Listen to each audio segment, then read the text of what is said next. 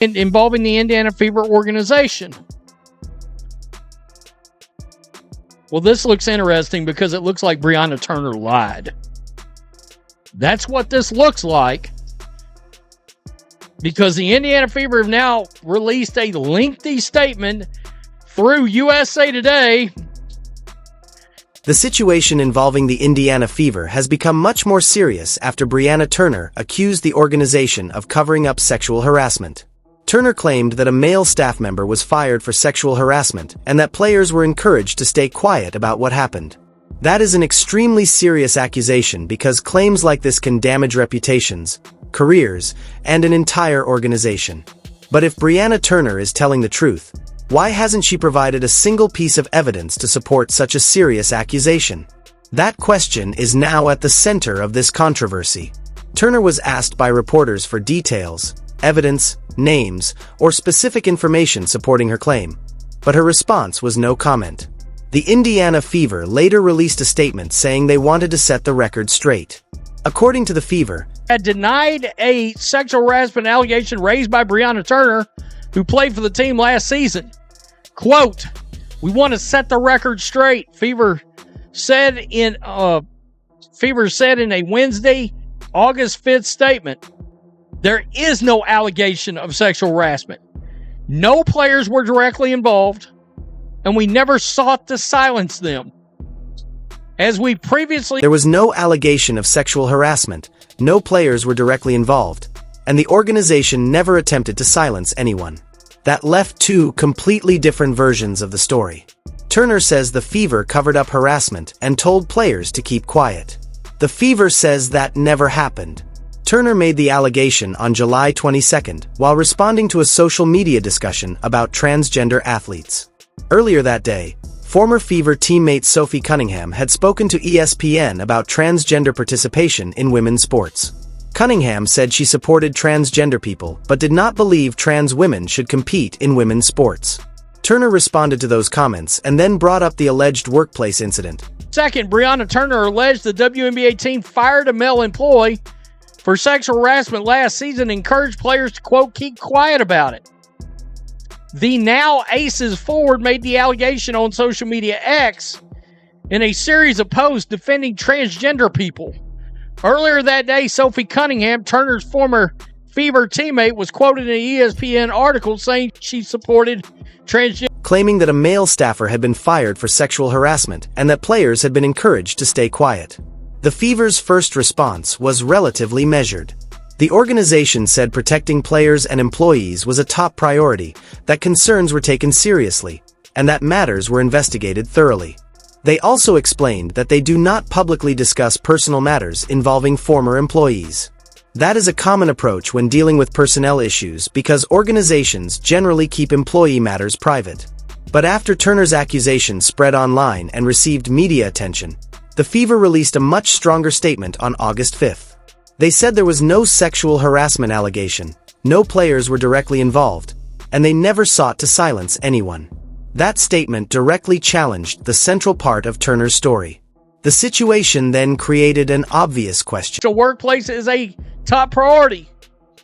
Our policy is to take concerns seriously, investigate thoroughly, and act promptly when appropriate to protect the people in the organization, ensure everybody is treated with professionalism and respect. Fostering trust in that process means we do not comment on personal matters involving former employees. If Turner was making a serious accusation, could she provide evidence to support it? She was back in Indiana for the Aces Fever matchup, which gave reporters an opportunity to ask her about the claim. She could have identified the staff member involved, explained what allegedly happened, described who was told to remain quiet, or provided messages, emails, meetings, or other documentation. Instead, she again declined to comment. That does not prove that her allegation was false, but it does leave the public without the information needed to independently evaluate the claim. At the same time, the Fever's second statement is important because the organization went beyond general corporate language and directly denied the allegation. There are several possible explanations for what happened. Wow. She said when asked about it, Briana Turner gave the same response to a follow-up question asking if anyone specific from the Fever asked the players not to say anything.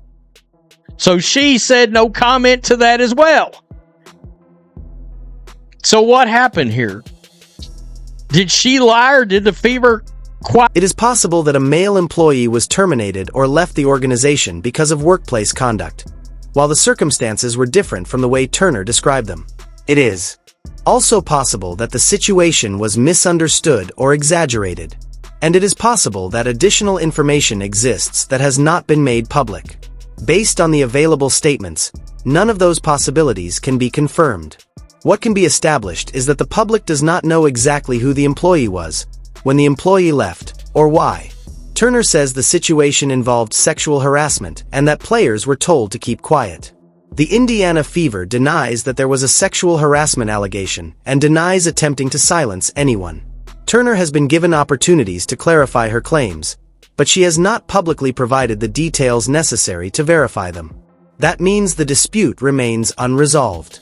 The controversy also raises a larger issue about how serious allegations spread online.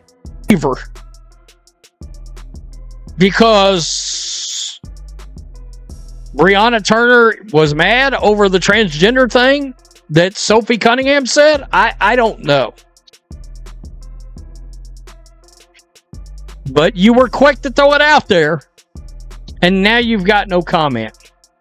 So it makes it look like she's full of shit, or she's been silenced, one of the two. A claim can receive thousands of shares and attention almost immediately, while later corrections or denials may receive much less attention. Even when the facts remain disputed, an organization's reputation can take a hit. It can affect players, potential free agents, sponsors, and fans. It can also have consequences for people who genuinely experience workplace harassment because unsubstantiated allegations can make future victims harder to believe. The WNBA also has an interest in seeing the matter resolved clearly. If a franchise actually covered up serious misconduct, the league would need to take that seriously. If an allegation against a franchise is false, the league would also have an interest in preventing an unproven claim from permanently damaging the organization. The timing is especially notable because this controversy appeared during one of the strongest periods of WNBA viewership. The Fever Aces game on August 5th reportedly drew around 2.5 million viewers on ABC and peaked at approximately 3.1 million. Fuck it, she lied. Until she comes out and gives specifics about it, yeah, no comment ain't gonna work now. Now she looks like a former employee that's disgruntled.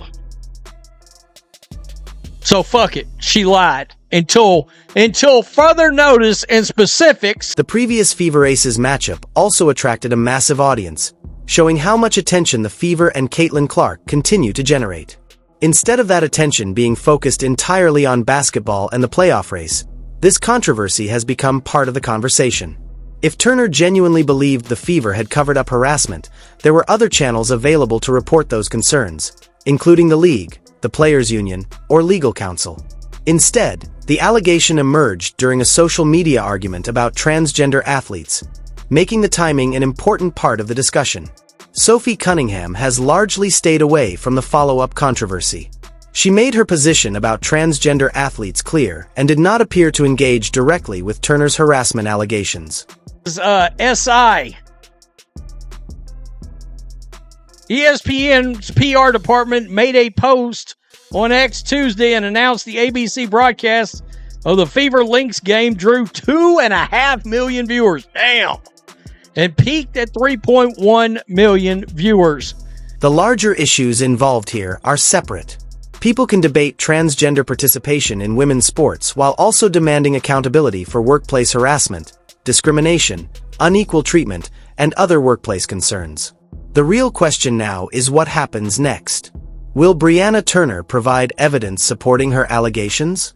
Will the Indiana Fever release additional information? Will the WNBA investigate independently? Or will the controversy eventually fade without either side changing its position? Unless new evidence, testimony, or documentation emerges, there may be very little more that can be established publicly. For now, the Fever has made its position clear. Turner has not provided additional public details, and the dispute remains unresolved. WE version approximately 5 minutes ka high or strong question KO beginning main deliberately place Kia Gaia high talk retention start C strong ho. 818,000's the average.